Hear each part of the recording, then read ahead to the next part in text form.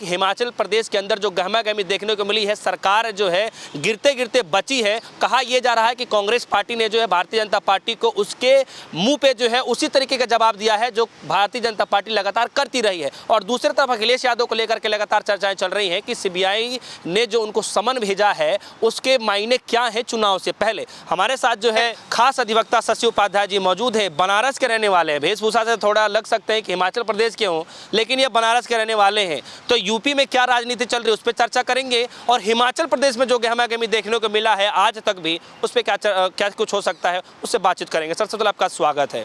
उपाध्याय जी, आप तो बनारस के रहने वाले हैं और राजनीति को बड़े करीबी से आप समझते भी हैं। सबसे पहले मेरा ये सवाल है, अखिलेश यादव को लेकर के जो चल रही हैं खबरें, क्या लग रहा है कि अखिलेश यादव भी जेल चले जाएंगे क्या सर? देखिए, अखिलेश यादव जी को जो कल ईडी का सीबीआई का समन गया, यह भाजपा के दूषित मानसिकता को दर्शाता है। अखिलेश यादव जी चुनाव के वक्त भाजपा को जब ये समझ में आता है कि अब हम चुनाव नहीं जीत पाएंगे, तो ऐसी परिस्थिति में अव्वल पत्तल पे, अव्वल समय पे ईडी और सीबीआई का भाजपा सहारा लेती है। और उसी क्रम में उन्होंने कल अखिलेश यादव को समन भेजा। लेकिन अब जनता इतनी समझदार हो चुकी है कि जनता भी खूब समझ रही है कि आपकी ईडी और सीबीआई जो है वो सिर्फ विपक्ष के नेताओं को डराने और धमकाने का काम करती है, उनको ग्रिप में लेने का काम करती है।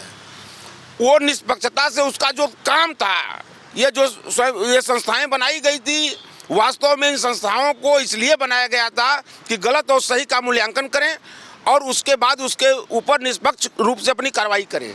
लेकिन आज सीबीआई, ईडी या जो भी ऐसी संस्थाएं हैं, वो सरकार के इशारे पर, मोदी के इशारे पर सिर्फ जोड़ तोड़ के लिए कि विपक्ष कहीं मजबूत हो रहा है वहाँ उनको दिखता है, गठबंधन हो रहा है किसी से तो उसको दिखता है तो उसको सीबीआई का नोटिस भेज दो।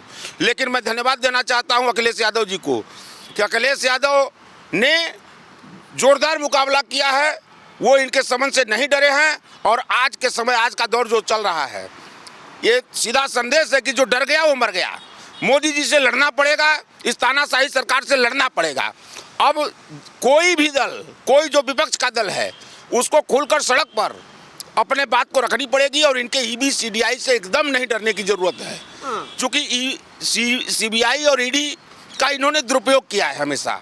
और अखिलेश यादव ने दिलेरी का जो परिचय दिया है, इसके लिए मैं धन्यवाद देता हूं अखिलेश यादव को कि पहली बार अखिलेश यादव ने खुलकर इनका भी वो किया है और इनके ईडी सीबीआई से उसने संदेश दिया है कि हम आपके ईडी सीबीआई और ईडी से डरने वाले नहीं हैं। लेकिन देखिए शशि साहब, आप तो अधिवक्ता भी हैं, उस पर तो चर्चा करेंगे कि कानूनी तौर पे क्या कुछ हो सकता है। लेकिन देखिए सबसे बड़ा सवाल इन दोनों ये चल रहा है, गुड्डू जमाली, जी हाँ, गुड्डू जमाली इतने बड़े नेता हैं कि जो है अपने आप में उनके चेहरे के इतने लोग दीवाने हैं, या फिर ये मानिए कि वोट बैंक लोग इतने जो है दीवाने हैं उनके कि जीती हुई बाजी को भी जो है अपने पक्ष में कर लेते हैं। हालांकि गुड्डू जमाली ने जो है बसपा का हाथ छोड़ करके सपा पार्टी का हाथ थाम लिया, यानी कि कहा जाए कि अखिलेश यादव के साथ मरने तक को तैयार हैं। उन्होंने भी खुला ऐलान कर दिया है। तो एक थोड़ी सी दुख भरी कहानी है भैया, और दूसरी तरफ जो है खुशी की लहर है। सवाल सर सबसे पहला ये है कि गुड्डू जमाली को लेकर के आप क्या कहना चाहते हैं? क्या इससे कोई बड़ा फर्क पड़ेगा क्या लोकसभा के चुनाव? देखिए, गुड्डू जमाली के लिए सीधा मेरा जो अपना मानना है, व्यक्तिगत मत है कि जब इस देश में भाजपा के खिलाफ, मोदी सरकार के खिलाफ एक अलायंस तैयार हो रहा था इंडिया गठबंधन के नाम से, जिसकी पहल स्वयं राहुल गांधी जी ने किया, जिसमें देश के तमाम दल को खुले मन से उन्होंने निमंत्रण दिया और तमाम दल आए भी। अब गुड्डू जमाली को ये लगा कि जो देश की लोकतांत्रिक ढांचे को बीजेपी बर्बाद करना चाह रही है, अगर उसको बचाना है तो इंडिया गठबंधन के साथ खड़ा होना पड़ेगा। आज बीजेपी जो लोकतांत्रिक मूल्यों के आधार पर जनता को अधिकार मिले हैं उसका दमन कर रही है। अगर उस दमन को रोकना है तो इंडिया गठबंधन के साथ खड़ा होना पड़ेगा। और गुड्डू जमाली ने उचित निर्णय लिया है, उस निर्णय का भी हम स्वागत करते हैं। और इस निर्णय में अगर आप विपक्ष की अपनी नेता विपक्ष के रूप में अपने को देखती हैं तो आपको इंडिया गठबंधन के साथ आपको आना चाहिए था, आपकी इज्जत भी बढ़ती, आपकी मर्यादा भी बढ़ती। और जिन लोगों की लड़ाई, दलित और पिछड़ों की लड़ाई बार बार आप कहती हैं, उनकी लड़ाई बीजेपी में रहकर कभी कभी संभव नहीं है कि आप लड़ सकती हैं। आपकी आवाज़ वहीं दबा दी जाएगी।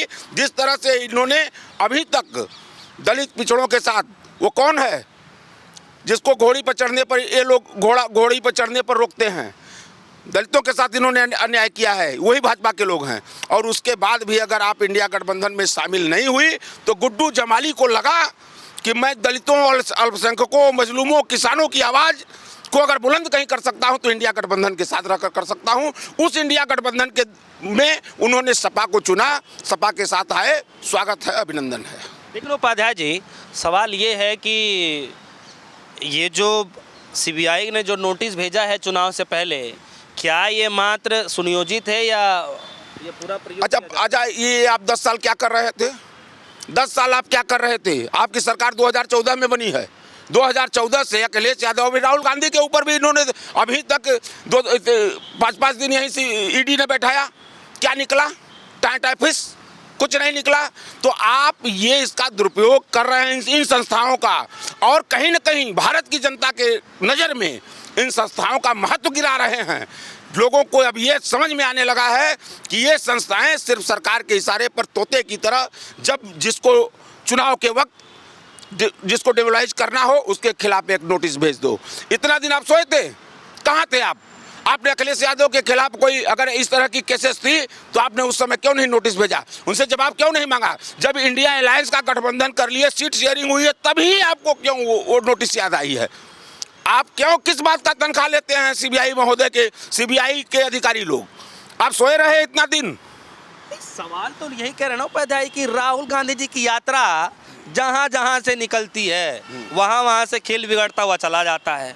आप देखिए ना, अब जो है वेस्ट बंगाल का देख लीजिए, और उसके बाद जो है बंगाल के अंदर जो खबरें चली वो आप वो देख लीजिए। उसके बाद जो है बिहार के अंदर आए, वहाँ का देख लीजिए। झारखंड के आए, वहाँ का देख लीजिए। यूपी में आए तो आप जयंत चौधरी वाला देख ही रहे हैं और अखिलेश यादव। अच्छा, आप ये देखिए कि आपने ही कहा है, आप विद्वान पत्रकार हैं, कि राहुल जी की यात्रा जहाँ जहाँ से चल रही है, भयभीत कौन है उस यात्रा से? बीजेपी है। राहुल जी आज सड़कों पर निकले हुए हैं। किसके लिए निकले हुए हैं?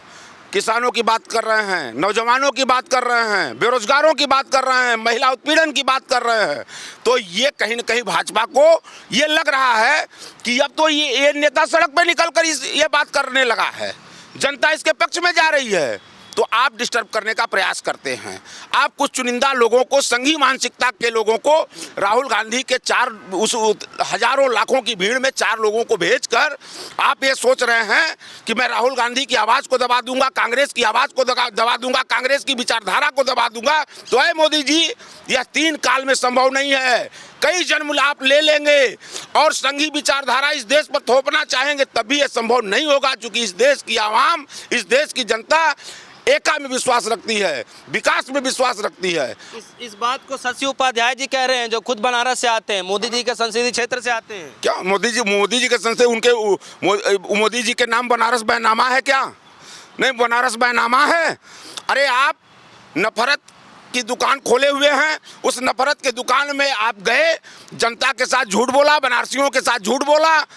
आपने 2 करोड़ रोजगार की बात किया था, आपने काले धन की बात किया था, आपने हर हाथ में को नौकरी देने की बात किया था।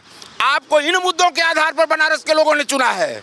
आपने धर्म की, जाति की राजनीति करके, नफरत बटोरने के लिए बनारस के लोगों ने नहीं चुना था। मैं बनारस का रहने वाला हूँ, जाति का ब्राह्मण हूँ, फॉरवर्ड क्लास से हूँ, और बड़ी जिम्मेदारी से इस बात को कह रहा हूँ कि मोदी जी ने जो इस देश में नफरत की बीज बोई है, इसकी फसल आने वाली कई पीढ़ियां काटेंगी। अभी भी वक्त है, सब लोग सुधरें और सब लोग सोचें कि इस देश का विकास कैसे हो सकता है, किसके नेतृत्व में हो सकता है। और वहाँ पर ये 2024 में जनता ने मन बना लिया है कि इनको उखाड़ के फेंक देना है। अच्छा उपाध्याय जी, एक सवाल और भी है। देखिए जैसे हमने देखा कि हिमाचल प्रदेश के अंदर जो है कल के अंदर हमने देखा कि यहाँ तक ये भी आ गई कि जो है सरकार गिरने तक की नौबत आ गई। मीडिया में भी खबरें चलने लगी कि जो है सुक्खू साहब जो है इस्तीफा देने की बात कर रहे हैं, इस्तीफा भी दे देंगे। हालांकि उन्होंने मीडिया पे आकर के सब कुछ साफ भी कर दिया। सवाल ये है कि आखिर अचानक से इतने सब कुछ डेंट पे जो है इतना सबको डेंट लाने की कोशिश की गई, कांग्रेस ने डेंट को कैसे मतलब बचाने की कोशिश करी, कैसे डेंट को भर पाई? देखिए गिरते गिरते नहीं, देखिए हिमाचल की हमारी पूर्ण बहुमत की सरकार थी। राज्यसभा के चुनाव में वोटिंग के दरमियान चूंकि बीजेपी हमेशा गंदी राजनीति करती है, निचले स्तर की राजनीति करती है, और चुनी हुई सरकारों को, आपने एक हिमाचल की बात नहीं करी है, मध्य प्रदेश में उन्होंने यही गंदगी देश ने देखा, गोवा में वही गंदगी उन्होंने किया, अभी आसाम और मणिपुर की जो स्थिति बनी, तो आप सारी जगह को देख रहे हैं। चुनी हुई सरकारों को, बिहार में आपने देखा है कि चुनी हुई सरकारों को, जिसको जनता चुनती है मत देकर, जिसको विश्वास देती है, उसके साथ कल बल छल करके ये गिराने का, उसको डिस्टर्ब करने का जो काम कर रहे हैं, यह लोकतांत्रिक व्यवस्था के लिए अगर गंभीरता से इसको सोचा जाए तो लोकतांत्रिक व्यवस्था के लिए उचित कतई नहीं है। तो और यही करें कि लोकतांत्रिक व्यवस्था के लिए तो ये भी उचित नहीं है कि उनके विधायकों को आप लोग सदस्यता रद्द कर रहे हैं। किसके? हिमाचल प्रदेश। नहीं, किसके विधायक थे वो? ठीक नहीं, किसके? वो हमारे सिंबल पर, कांग्रेस के सिंबल पर जीते हुए विधायक थे, और उनकी जो भी हैसियत थी, मैं बड़ी जिम्मेदारी से इस बात को कह रहा हूँ, चाहे वो कोई खास रहा हो या कोई आम रहा हो। आप खास होने का मतलब ये नहीं है कि आप खास अगर हैं तो हमारे कांग्रेस के सिंबल की बदौलत थे, कांग्रेस के नाम के बदौलत थे। क्यों नहीं आप बीजेपी में जाकर अपनी हैसियत दिखलाए होते? और आपके बाप दादाओं की जो पहचान थी वो कांग्रेस के सिंबल से थी, कांग्रेस के नाम से थी। आपने तो दाग लगाने का काम किया है, आपने उस विरासत में दाग लगाने का काम किया है।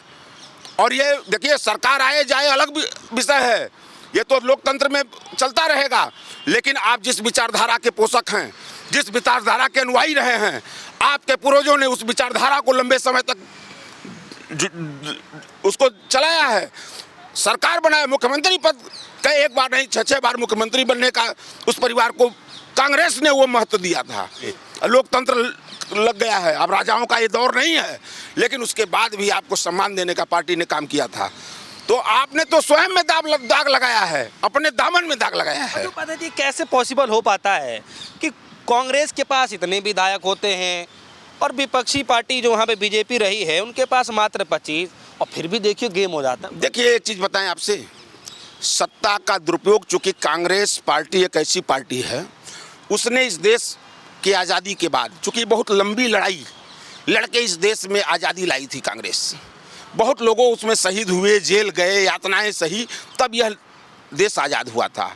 आज़ादी के बाद देश में लोकतंत्र कायम किया कांग्रेस ने, संविधान दिया कांग्रेस ने, और उसके बाद संविधान देने के बाद यह संविधान में सबको अधिकार दिया कांग्रेस ने। मैं बार बार कांग्रेस कह रहा हूँ कि हर 5 साल के बाद चुनाव होंगे, चुनाव के में जनता जिसको अपना मत देगी, जिसको अपना समर्थन देगी, वो सरकार में चुना जाएगा। किसी के ऊपर, जनता के ऊपर सारे जिम्मेदारी जनता ने चुनकर भेज दिया। अब पहले कांग्रेस कभी नहीं की, कांग्रेस सत्ता में रहते हुए काम नहीं की है कि किसी के विधायकों को तोड़ लेना, किसी विधायकों को डरा धमका देना। यह प्रचलन मोदी जी के नेतृत्व में शुरू हुआ है। और चूंकि कुछ लोग ऐसे हैं, समाज में हर तरह के लोग हैं, बड़े परिवार होते हैं तो उसमें स्थितियां बनती हैं। कुछ लोग थे, अच्छा 6 विधायक गए ना, हिमाचल में कितने विधायक गए? 6 लोगों ने अपने जमीर को बेचा। 40 में मात्र 6 लोगों ने, 44 लोगों का जमीर, 36 लोगों का जमीर जिंदा रहा, उन्होंने अपने जमीर को नहीं बेचा। 6 लोग, चाहे अब किस दबाव में आए, पैसे के दबाव में आए, रुपए के दबाव में आए, या प्रशासनिक दबाव में आ गए, उन्होंने अपने दामन में दाग लगा लिया। और आप कह रहे हैं कि सरकार तो जान लीजिए, अब तो घर के न रहे, घाट के रहे, अब तो सस्पेंड हो गए, अब तो कृपा पात्र आप हो गए। अब तो विधानसभा, कानूनन बात आपने किया है ना, अब तो विधानसभा अध्यक्ष को यहाँ अर्जी लगाएंगे, माफी मांगेंगे, हो सकता है आपको बहाल कर दे। तो आप अब कृपा पात्र हो गए हैं। अब 2 ही ऑप्शन है, या तो आप रहेंगे या तो जाएंगे। लेकिन आपने दाग लगाया है। अभी भी मौका है उन 6 लोगों के लिए कि उस दाग को धुल लें और कांग्रेस की चुनी हुई जनता की चुनी हुई सरकार को समर्थन करें और सरकार चलाओ और हिमाचल प्रदेश का विकास में अपनी अग्रणी भूमिका निभावें। यही मेरा संदेश उन लोगों से। एक आखिरी सवाल है उपाध्याय जी, और इसमें 2 सवाल है मेरे। सवाल ये है कि सबसे पहले तो आप ये पूरा जो रणनीति अब देख रहे हैं कि कोई भी सरकार बनती है, गिरद के तोड़ मोड़ के दूसरी सरकार बन जाती है, किसी के विधायक होते किसी और पाले में है, चले किसी और में चले जाते, और अब देखिए हाल ही में क्रॉस वोटिंग वाला भी सिस्टम अभी देखने को मिला। दूसरा मेरा ये सवाल है कि इस पे आप क्या कहना चाहेंगे, और दूसरा मेरा ये सवाल है कि अखिलेश यादव जी को लेकर के जो चल रहा है, क्या लग रहा है कि वो जेल जा पाएंगे या जेल की पूरी तैयारी हो रही है? इन दोनों सवालों का आप जवाब दें। देखिए, अखिलेश यादव के पहले मैं आप लोग के ही चैनलों के माध्यम से जो देखता हूँ, आज महीनों से एक घटनाक्रम दिल्ली में भी चल रहा है और रोज कायस लगाया जाता है कि केजरीवाल को जेल भेजा जाएगा, केजरीवाल 2 दिन में जेल गए, वो गए, ये गए। जो डर गया वह मर गया। मैं सीधा सा संदेश है मेरा।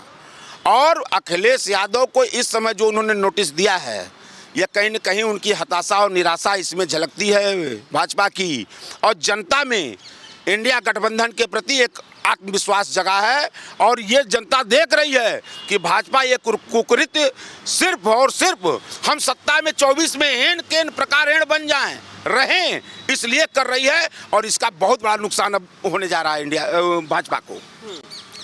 आखिरी सवाल था मेरा, जिस तरीके से वो क्रॉस वोटिंग का सिस्टम चला और उसके बाद जो नेता इस दल में रहते हैं उस दल में चले जाते हैं, उस पर आप क्या विचार? देखिए, एक चीज़ बता दें आपसे, शशि उपाध्याय जी बनारस वाले क्या सोच? नहीं, देखिए, क्रॉस वोटिंग का जो होता है कि हम चुने जाते हैं किसी और दल पे, हम जाकर किसी और दल के लोगों को वोट कर देते हैं। मेरा व्यक्तिगत ये मानना है, इसमें हमारा मत आपने कहा तो मेरा एक पॉलिटिकल व्यक्ति होने के नाते एक मत है कि आप जिस दल से आपकी पहचान हो, जिस दल से आप चुने गए हैं विधायक, अगर आप विधायक नहीं चुने गए होते तो राज्यसभा को वोट देने का अधिकार आपके पास नहीं होता। आप विधायक चुने गए थे इसलिए आप राज्यसभा को की वोटिंग किए हैं, नहीं तो हमको क्यों नहीं बुला लिया गया, हमसे क्यों नहीं वोटिंग करा दिया गया। आप सिंबल किसी और का लेकर विधायक अगर बनते हैं, कांग्रेस का सिंबल लेकर विधायक बनते हैं, अपनी पहचान आपकी कांग्रेस से होती है, तो आप में भी ईमानदारी और पार्टी के प्रति निष्ठा होनी चाहिए, चाहे जिस दल का हो। मैं भाजपा के लिए भी यही बात कर रहा हूँ, ये किसी दल के लिए लागू होता है कि जिस दल ने आपको पहचान दिया है, मान दिया है, सम्मान दिया है, विधायक बनने का मौका दिया है, तो कम से कम उस ग्रेविटी को आप मेंटेन करें और अपने दल के साथ विश्वासघात न करें। नहीं तो देखिए क्या होता है ना, 5 साल के बाद चुनाव होते हैं, फिर 5 साल बाद आप जाएंगे उसी जनता के बीच में, 5 साल बाद उसी जनता, तो आपके नाम के आगे एक नाम लग जाता है, क्या, दल बदलू, बिका हुआ व्यक्ति। तो ये जीवन भर दाग लेकर घूमेंगे। आप विधायक बनेंगे अगली बार की नहीं बनेंगे इसकी गारंटी तो नहीं, तो जनता तय करेगी। लेकिन आप एक सिंबल लेकर घूमेंगे कि आप दगाबाज हैं, आप दल बदलू हैं, आप पैसे पर बिके हुए व्यक्ति हैं। और हमारा ये सारे दल के विधायकों या सांसदों से मतलब व्यक्तिगत ये हमारा संदेश है कि इस तरह का कुकृत्य जिस दल के साथ आप रहिए उस दल के साथ निष्ठा के साथ रहिए और अपने दल के ही प्रत्याशी को वोट करिए आप। चलिए, बहुत बहुत शुक्रिया। देखिए, हमारे साथ शशि उपाध्याय जी मौजूद रहे बनारस वाले, और इनसे हम खासा बातचीत कर रहे थे कि जो हालात देखने को मिला है, जो गहमा गहमी देखने को मिली है वहाँ हिमाचल प्रदेश के अंदर में, और दूसरी तरफ उत्तर प्रदेश के अंदर में राजनीतिक गलियारों में इस बात की लगातार चर्चाएं चल रही हैं कि अब क्या कुछ हो सकता है। हालांकि कांग्रेस पार्टी ने जो है सब कुछ क्लियर कर दिया है, बचा लिया है पार्टी को गिरते गिरते। कहीं ना कहीं जो है अपनी जो मजबूती थी वो इस बार दिखाई दे रही है कांग्रेस पार्टी के अंदर में। और दूसरी तरफ अखिलेश यादव पे जिस तरीके से जो है सीबीआई का जो नोटिस मिला है, उसके बाद लोगों के अंदर कवायद चल रही है कि क्या चुनाव से पहले अखिलेश यादव जेल जा सकते हैं। माने जाने जो अधिवक्ता हैं शशि उपाध्याय जी, बनारस के रहने वाले, उनसे हम खासा बातचीत कर रहे थे, कानूनी तौर पर भी और राजनीतिक पहलुओं से भी। फिलहाल आपके मन में क्या कुछ चल रहा है, वीडियो कमेंट सेक्शन में जाकर जरूर बताइएगा। फिलहाल के लिए दीजिए इजाजत, देखते रहिए, सुनिए, धन्यवाद।